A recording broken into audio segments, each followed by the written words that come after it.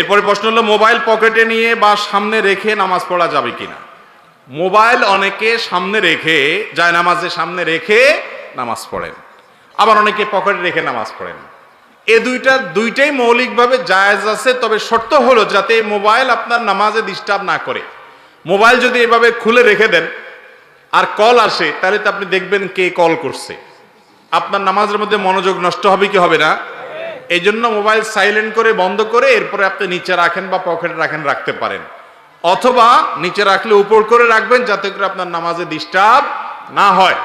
Aeroplane mood করে বা বন্ধ করে তারপর পকেটে রাখেন। এক কথায় সামনে রাখেন আর পকেটে রাখেন, নামাজের জন্য মনোযোগ নষ্ট না হয়। মোবাইল খোলা রেখে সামনে রাখছেন, বাজছে কল, এবার তো টিপ দিয়ে বন্ধও করতে পারেন না, আবার নামাজেও মনোযোগ ধরে রাখতে পারেন না, নামাজটা নষ্ট হবে কি হবে না? অতএব মোবাইল যাতে নামাজ নষ্টের কারণ না হয় সেই জন্য আপনাকে ব্যবস্থা গ্রহণ করতে হবে। সামনে রাখবেন না পকেটে রাখবেন সেটা আপনার ব্যাপার, নামাজে মনোযোগ যাতে নষ্ট না হয় সেদিকে খেয়াল করবেন। সামনে রাখলে অবশ্যই উপর করে রাখবেন, আর বন্ধ করে রাখলে তো কোনো কথাই নেই। নির্বাচনের আগে ভোট চাইতে যায়, সন্তান না হলে সন্তান চাইতে যায়, ব্যবসার উন্নতি না হলে ব্যবসার জন্য যায়, আছে না নেই?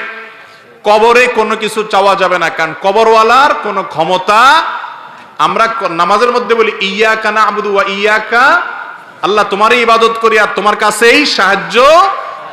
তাহলে কবরওয়ালার কাছে সাহায্য চাইলে আর ওই কথা তো ঠিক থাকলো না, এটা শিরক, ঈমান বিধ্বংসী বিষয়। যদি অনেকে কবরের দিকে ফিরে আল্লাহর কাছেই চায়, কবরওয়ালার কাছে চায় না, ওইরকম হলে সেটা শিরক হবে না। কিন্তু তারপরেও সাদৃশ্যটা তো মুশরিকরা যে যারা কবরের পূজা করে তাদের সাথে হয়ে যায়। এই জন্য কবরের দিকে নয়, বরং কার দিকে হবে?